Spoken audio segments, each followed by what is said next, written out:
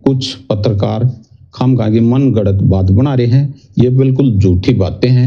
आगे भाई गुरुजी के आदेश पर वहां गए थे, ऐसा कुछ नहीं था। नहीं गुरुजी का आदेश था, नहीं कमेटी का आदेश था। वो मेरा निजी निमंत्रण पत्र मिला था और वे मेरे निजी आदमी थे। आज से नहीं, कई सालों से उनके साथ रिलेशन है।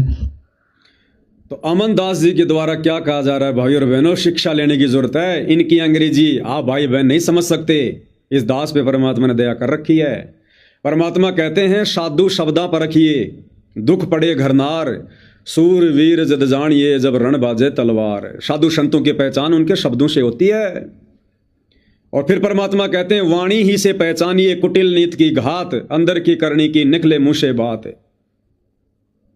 ये अमन दास क्या कह रहा है, और हरियाणा की संगत इसको फॉलो कर रही है। ये कह रहा है कि मेरे निजी संबंध हैं, मेरे व्यक्तिगत संबंध हैं। मैं आश्रम की तरफ से नहीं गया, कमेटी की तरफ से नहीं गया, संत रामपाल जी का कोई आदेश नहीं था। अरे वो तो भला हो 90 डिग्री वाले पत्रकार का, प्रवीण जी का, जिन्होंने खुलासा कर दिया। वरना अगली पंचायत तक तो ये संत रामपाल जी का आदेश भी हो जाता और सतलोक आश्रम कमेटी की तरफ से वहां पर हजारों भक्तों को भीड़ के रूप में बैठा दिया जाता, ताकि हजारों भक्तों की भीड़ को देखकर शासन प्रशासन ये सोचे कि भाई अगर इतने लोगों की भीड़ आई है आनंद सिंह ढेला के पक्ष में, पंकज अहलावत के पक्ष में, डिग्गल में, इसका मतलब दूसरा जो पक्ष है मायना वाला जो प्रवीण एएसआई है, इसका मतलब वो गलत था, क्योंकि हरियाणा के ज्यादातर लोग तो डिग्गल वाली पंचायत के समर्थन में है। तो ये थी इनकी रणनीति, ये थी इन लोगों की साजिश, जिसको परमात्मा ने प्रवीण अहलावत के माध्यम से जो है खारिज करवा दिया।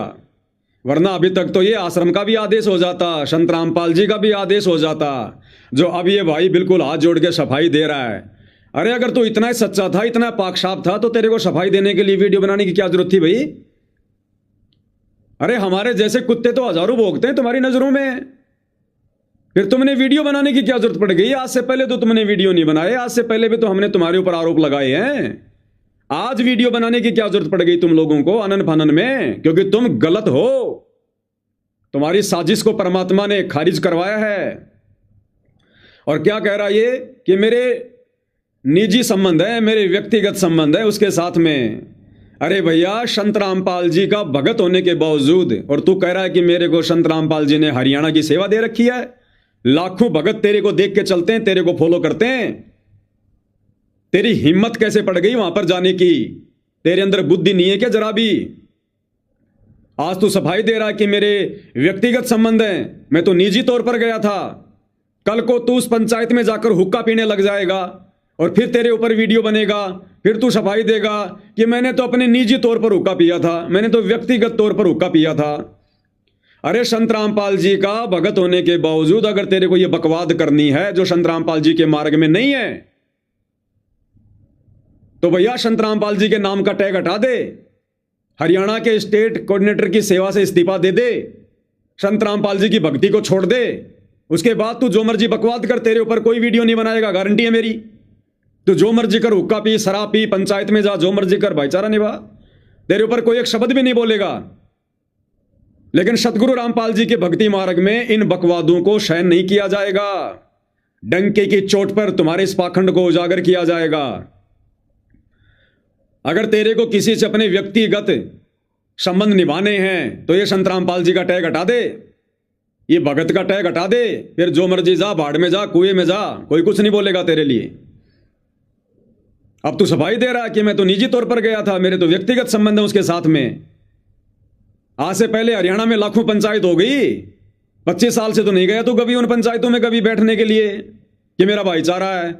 और भगत का कौन सा भाईचारा होता भाई? अरे कब बताया सतगुरु रामपाल जी ने कि हम भक्तों ने झूठा भाईचारा निभाना है?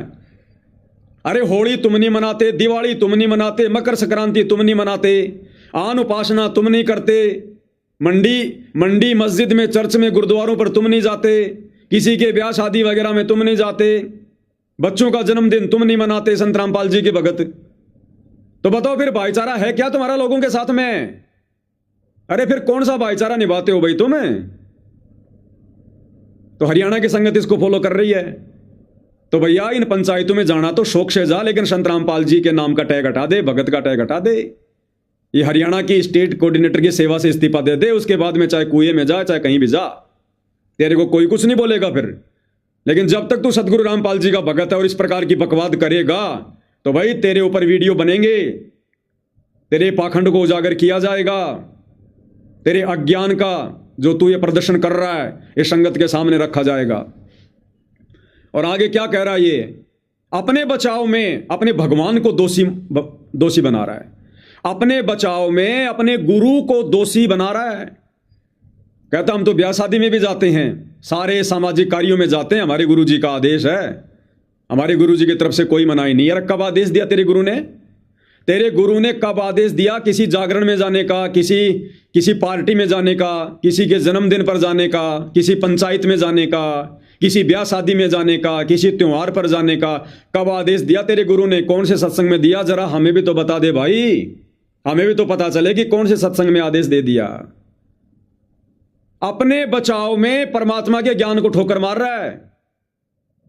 इसलिए परमात्मा कहते हैं शब्दों से ही भगत की पहचान होती है, साधु शब्दां पर रखिए। तुम जिनको बहुत बड़ा स्टेट कोऑर्डिनेटर मान रहे हो, देख लो इनकी असलियत, इनकी औकात देख लो। अरे भक्ति मार्ग पर ये कितने मर्यादा में हैं, ये कितने भगत हैं, देख लो, तुम्हारी आंखों के सामने है। अपने बचाव में, और संत रामपाल जी के ज्ञान को झूठा साबित कर रहा है। ये संत रामपाल जी ने कभी मना नहीं किया ब्याह शादी में जाने के लिए। अरे और क्या, संत रामपाल जी ढोल नगाड़े बजा बजा के कहेंगे कि ब्याह शादी में मत जाओ? संत रामपाल जी ने खुद एक भगत बनकर तुम्हारे सामने रहकर पिछले 30 वर्षों से एक ही आश्रम में कैद रहकर अरे यही तो संदेशा दिया है कि देखो नालायकों, मैं तुम्हारा गुरु, रिश्तेदार मेरे भी हैं, समाज मेरा भी है, बेटा बेटी भाई बंधु मेरे भी हैं, यार दोस्ती मेरी भी थी, जान पहचान वाले मेरे भी हैं, भाईचारा मैं भी निभा सकता हूं। लेकिन देखो सन 1994 से अगर मैंने कभी किसी रिश्तेदारी में जाकर, किसी ब्याह शादी में जाकर अगर मैंने किसी फंक्शन को अटेंड किया हो तो बताओ, समाज के किसी भाईचारे में, किसी पंचायत में गया हूं तो बताओ, किसी मान सम्मान के कार्यक्रम में गया हूं तो बताओ, कहीं घूमने फिरने गया हूं तो बताओ, किसी को मोटर पाइप दिया हो तो बताओ, किसी को राशन दिया हो तो बताओ, किसी का मकान बनाया हो तो बताओ।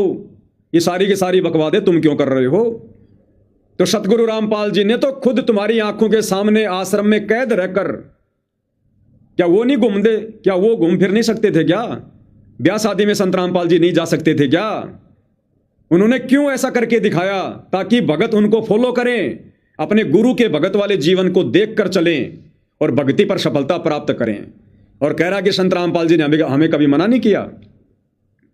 अरे संत रामपाल जी ने तो यहां तक कह दिया कि किसी अनुपदेशी व्यक्ति के घर का पानी भी पियोगे, अन्न भी खाओगे, 3 लोक का भार चढ़ेगा, 3 लोक का पाप में गड़ जाओगे।